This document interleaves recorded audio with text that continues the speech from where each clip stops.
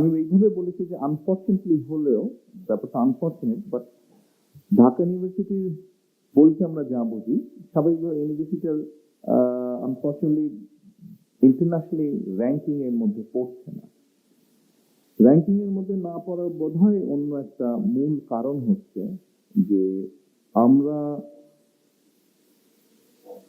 এখানে যেভাবে আসলে টিচার নিয়োগ হওয়া উচিত ছিল, খুব সম্ভবত অতীতে সেভাবে হয়নি টিচার নিয়োগ।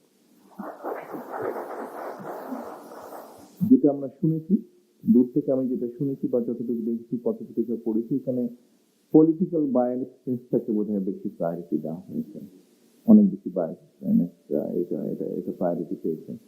আমরা যদি যে আওয়াজ হচ্ছে, আমরা যদি টিচার অ্যাপয়েন্টমেন্টের ক্ষেত্রে রেজাল্ট দেখে, মানুষের মেরিট দেখে টিচার দিই, আমি মনে করি এই অবস্থাটার পরিবর্তন করা সম্ভব। এর বাইরেও টিচারদের বেলায় বা ইউনিভার্সিটির বেলায় আমরা দেখেছি যে পাবলিকেশন দরকার হয়।